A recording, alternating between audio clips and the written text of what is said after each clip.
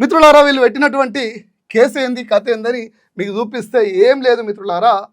రేవంత్ రెడ్డి మీద ఈ జర్నలిస్ట్ శంకర్ అనే తమ్ముడు రేవంత్ రెడ్డి నిండు అసెంబ్లీలో 11 రోజుల కింద ఈ వీడియో, నిండు అసెంబ్లీలో డ్రోన్ ఎగిరేస్తే ఏం తప్పు లేదు, నన్ను జైల్లో పెట్టిరు, 500 రూపాయల పెనాల్టీ కట్టిస్తే అయిపోయేదని చెప్పి నిండు అసెంబ్లీలో ఒక ముఖ్యమంత్రి మాట్లాడచ్చు ఆ మాట. అది డ్రోన్ ఎగిరేస్తే నేరము, నీ ఇంట్లో ఎగిరితే రేపు నీ ఇంట్లో ఫ్యామిలీ ఉంది, వేరే వాళ్ళ ఇంట్లో ఫ్యామిలీ ఉంది, వాళ్ళ ఇంట్లో డ్రోన్ ఎగిరేసి చూకుంటారా? అంగబట్టి తంతారు, అరెస్ట్ చేస్తారు, రిమాండ్ పంపిస్తారు.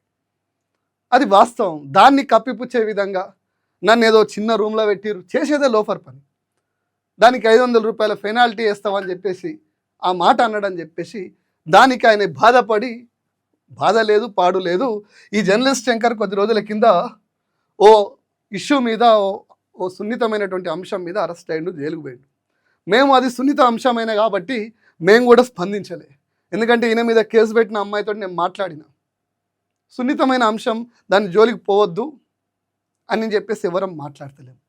దీన్ని ఆసరగా వేసుకున్న ఈ కాంగ్రెస్ ప్రభుత్వము, రేవంత్ రెడ్డి, ఈ కాంగ్రెస్ పార్టీ కలిసి పోలీసులతోటి ఇంకొక అక్రమ కేసు, కేవలం రేవంత్ రెడ్డి అసెంబ్లీలో మాట్లాడిందని ప్రశ్నిస్తే ఓ అక్రమ కేసును పెట్టి రాత్రిపూట కేసు పెట్టిన గంటల్లోపే ఎఫ్ఐఆర్ లౌడు, ఆఫీసులు మొత్తం సీజ్ చేసిర్రు.